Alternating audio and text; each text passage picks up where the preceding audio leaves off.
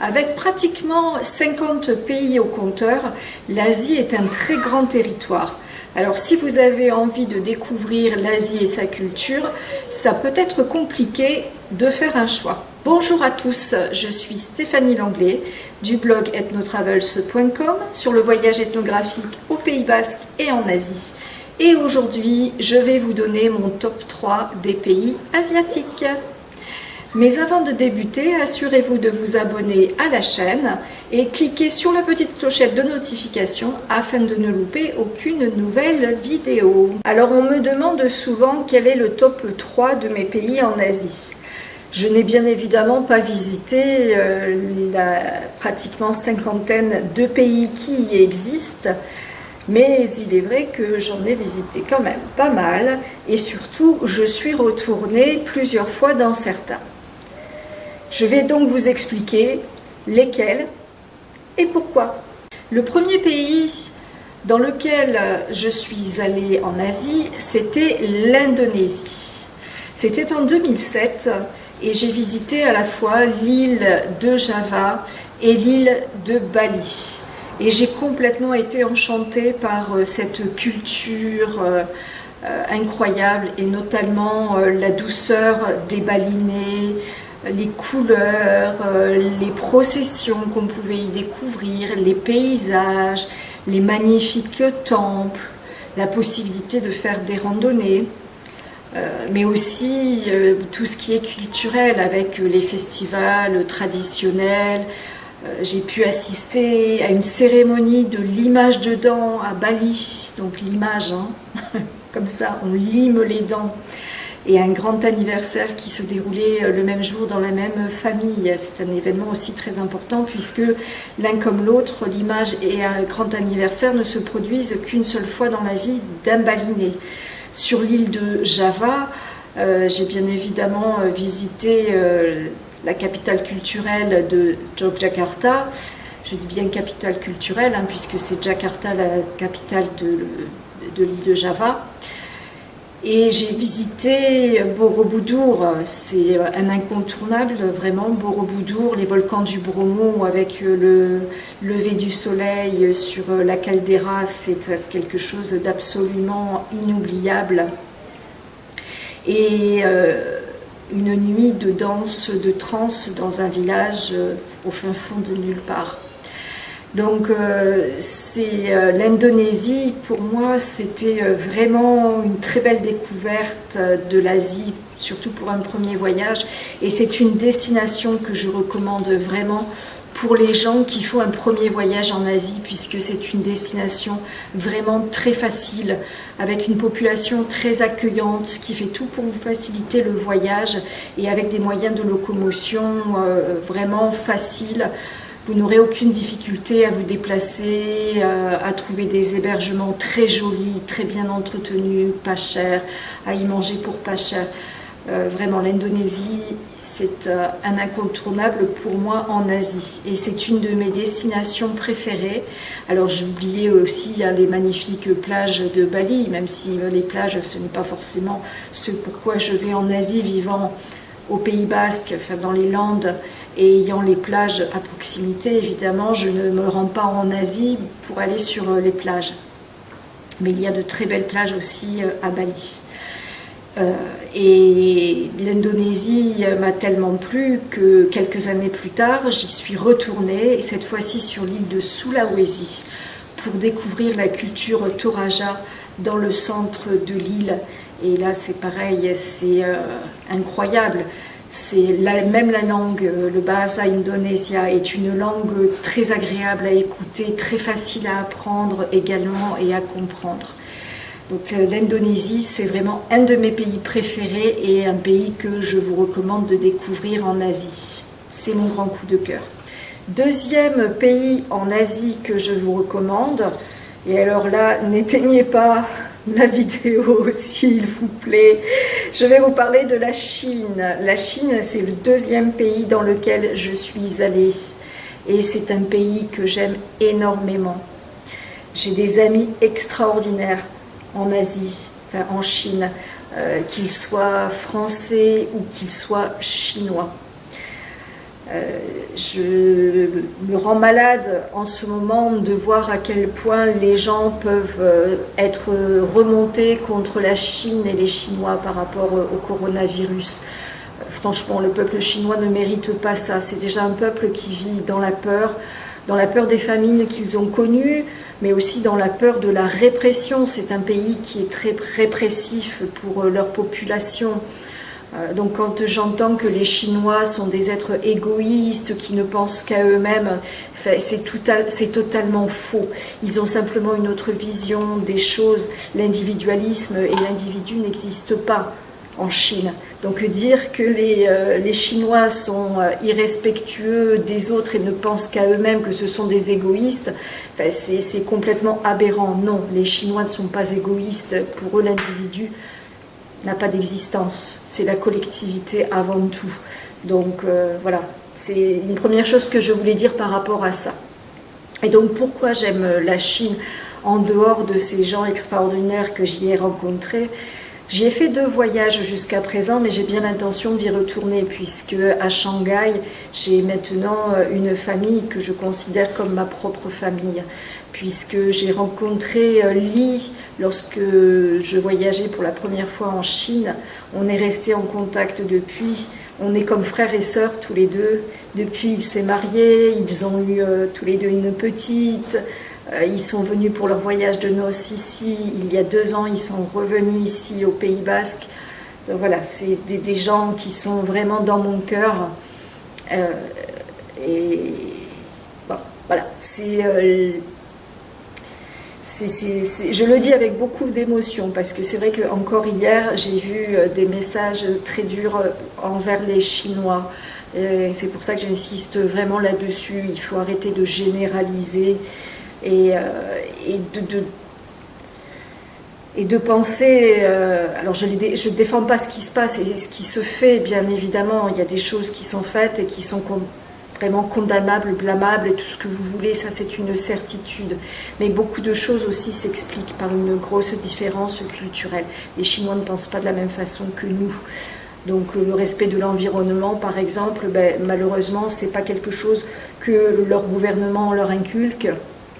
Et donc forcément, il n'y a qu'une minorité de gens. Mon frère chinois en fait partie. C'est quelqu'un qui a un master en environnement et qui travaille dans le domaine de l'environnement. Donc petit à petit, il y a une prise de conscience aussi de la part des Chinois. Donc voilà, ça c'était l'aparté, j'arrête là-dessus. Donc premier voyage en Chine, c'était dans le sud de la Chine. Donc j'ai commencé, je suis arrivée à Hong Kong. Très rapidement, je suis allée à Canton, puis Yangshuo. Yangshuo, c'est la baie d'Along terrestre en Chine. C'est un endroit qui est vraiment magnifique. Et c'est là que on m'a inculqué ou donné l'envie en tous les cas de faire de la randonnée toute seule au milieu de nulle part.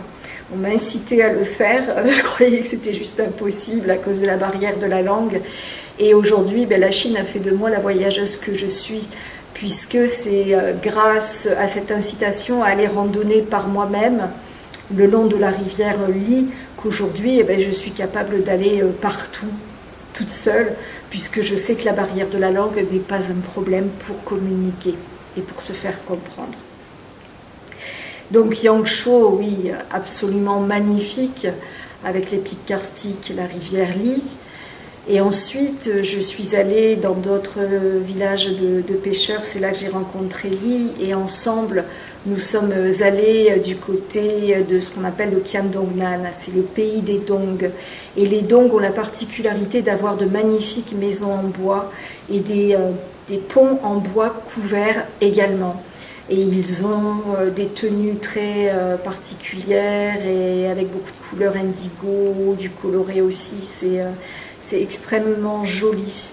Le pays des Dong est magnifique, que ce soit pour ses maisons, pour ses ponts, pour la population, pour la randonnée, pour les rizières, rizière du dos du dragon par exemple. Donc voilà, c'est 2 endroits sur lesquels je me suis vraiment focalisée lors de mon premier voyage et j'ai fini par un peu plus d'1 semaine à Hong Kong à faire de la randonnée sur les différentes îles de Hong Kong, c'est pareil, notamment le Bouddha de Lantau, un inoubliable. Quand vous descendez du bus et que vous voyez ce Bouddha géant se dresser voilà, au-dessus de vous, c'est un sentiment absolument incroyable. Mon deuxième voyage en Chine, puisque j'y suis retournée à peu près 1 an et demi après ce premier voyage qui était en 2008, en avril 2008. Donc en septembre 2009, je suis retournée en Chine.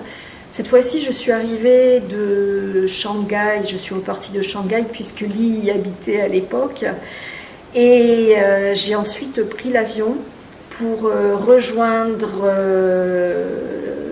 j'ai zappé le nom, enfin bref, peu importe, c'était dans l'ancienne province tibétaine de Lamdo. Et j'ai concentré mon deuxième voyage sur cette ancienne province tibétaine de Lamdo, qui correspond en gros actuellement à une grosse partie du Gansu et à une grosse partie du Qinghai. C'est absolument incroyable parce que c'est le Tibet, mais sans la fermeture qu'on peut avoir dans le Tibet actuel. Ce sont d'anciennes provinces tibétaines, donc ça ne fait plus partie du Tibet, ça n'est plus considéré comme le Tibet, ça fait partie intégrante de la Chine. Et en fait, c'est totalement ouvert. Contrairement au Tibet officiel, entre guillemets, actuel, vous n'avez pas besoin d'être toujours accompagné par un guide quand vous vous déplacez. Je n'ai pas pris de guide pendant tout mon séjour, je me suis déplacée seule, j'ai pris le bus seule, j'ai beaucoup marché aussi. Je me suis retrouvée en contact direct avec les Tibétains. Et j'ai pu voir comment vivent véritablement les Tibétains dans cette ancienne province tibétaine. Et c'est pour ça que je recommande ce coin du Tibet particulièrement, de la Chine particulièrement, puisque vous allez découvrir le Tibet, mais vous allez vraiment le découvrir. Vous n'allez pas découvrir un Tibet à travers simplement les yeux de votre guide, et avec ce qu'on a envie finalement de vous montrer. Puisque j'ai vu notamment dans la ville de Chiare, qui est un grand monastère des bonnets jaunes,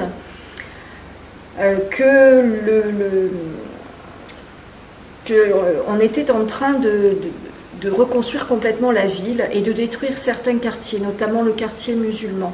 Et j'ai pu voir aussi à l'opposé de la ville, et notamment à l'opposé du quartier des touristes, j'ai pu voir dans quelles conditions vivaient les Tibétains et à quel point ils pouvaient être laissés de côté. Donc voilà, c'est vraiment Lamdo, cette ancienne province tibétaine, c'est vraiment un coin que je vous recommande. Et j'ai très envie d'y retourner parce que je suis allée très peu dans le Qinghai, alors que le Qinghai, il y a encore plus de choses à y découvrir et j'ai vraiment très envie de retourner en Lamdo pour aller explorer le Qinghai. Et donc, que ce soit en Gansu ou Qinghai, il y a beaucoup de monastères des bonnets jaunes, donc on appelle ça la secte des bonnets jaunes. C'est le courant bouddhiste dont fait partie sa sainteté, le Dalai Lama. Et pour finir mon top 3, je ne pouvais pas ne pas vous parler de l'Inde, bien évidemment. Alors ce qui va très certainement vous surprendre par rapport à l'Inde, c'est que ce n'était pas un pays que je souhaitais véritablement découvrir au début. Ce n'était pas un pays qui m'attirait particulièrement. J'étais plus attirée par l'Asie du Sud-Est, donc par exemple le Cambodge, le Vietnam, la Birmanie, 3 pays que j'ai visités également, l'Indonésie, donc comme je le disais. Mais l'Inde, ce n'est vraiment pas un pays qui m'attirait parce que j'avais peur justement de tout ce qu'on peut entendre par rapport aux ashrams. J'en ai une vision pas très positive par rapport à Goa, les fêtes, les joints, la drogue. Enfin voilà, c'est pas dans ma façon de voyager, donc bien évidemment. C'était pour la découverte culturelle, l'Inde n'était pas forcément une destination qui m'attirait. Sauf que l'Inde m'a choisi. Et l'Inde est devenue la destination dans laquelle je me suis le plus rendue. De mémoire, j'ai dû faire 5 voyages en Inde, j'y ai passé au total plus de 8 mois. Alors c'est de mémoire, alors je me trompe peut-être même encore plus. Et mon premier voyage était Tamil Nadu, Kerala, donc c'est pour une première fois en Inde. C'est une destination que je recommande, l'Inde du Sud, puisque c'est beaucoup plus tranquille que dans le Nord, vous serez moins importuné par les rabatteurs notamment. Dans le Sud, c'est très paisible, très joli, très verdoyant. Tamil Nadu, il y a beaucoup de temples, alors que le Kerala, c'est plus la nature, la végétation luxuriante, les backwaters, bien sûr, du Kerala. Et lors de mon deuxième voyage, je me suis rendue en Orissa et au Bastar. Et donc, directement dès mon deuxième voyage, c'est là que l'Inde m'a choisi, puisque ça a été la première fois que j'étais en contact direct avec les tribus indiennes et que j'ai réalisé qu'il y avait autant de tribus en Inde et que j'ai commencé à m'impliquer dans la connaissance et la promotion de la culture tribale indienne.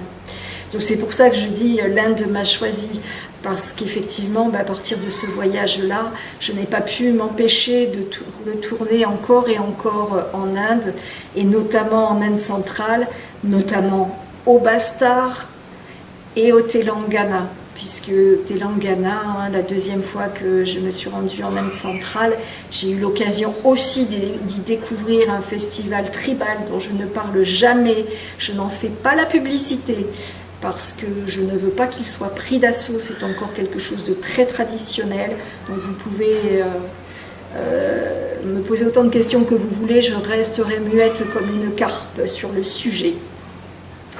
Mais il y a plein d'autres choses à y découvrir et pour lesquelles je vous donnerai les informations avec le plus grand plaisir, et notamment le Bastar et d'autres lieux dans le Chhattisgarh. Et la dernière fois, pendant mon voyage de 3 mois, j'ai eu l'occasion d'aller découvrir le nord-est de l'Inde avec les 7 États tribaux. Je n'ai pas visité les 7 États, mais j'en ai visité plusieurs. Assam, Arunachal Pradesh, Meghalaya, Nagaland. Et vraiment celui qui m'a complètement conquise, c'est l'Arunachal Pradesh. Une culture très forte, très intéressante, des paysages magnifiques.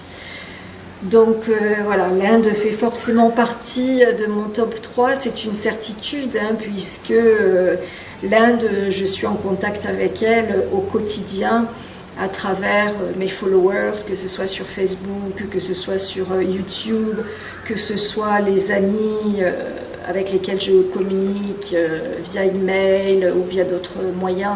Donc voilà, c'est l'Inde forcément est un pays que je vous recommande, mais l'Inde s'apprivoise et elle se gagne.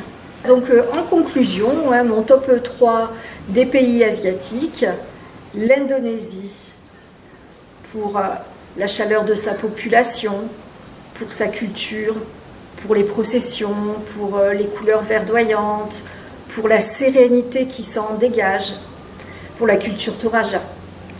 La Chine, notamment pour également les minorités ethniques, notamment les Dong du Kiandongnan, mais aussi l'ancien Tibet, que ce soit l'ancienne province tibétaine de l'Amdo ou l'ancienne province tibétaine du Kham, donc le Sichuan. Et enfin l'Inde, que je ne pouvais pas oublier, et toute l'Inde tribale, que je suis en train d'explorer de plus en plus, puisque le projet, c'est vraiment d'étendre mon expertise à l'ensemble des États tribaux de l'Inde, et pouvoir vous donner un maximum d'informations sur les tribus indiennes et sur les États tribaux de l'Inde. J'espère que vous avez aimé cette vidéo. N'hésitez pas à cliquer sur le petit pouce pour dire que vous l'avez aimé et soutenir mon travail. Et je vous dis à très bientôt. Donc prochaine vidéo sur les conseils voyage et l'ethnographie, le jeudi à 17 h. Bye bye.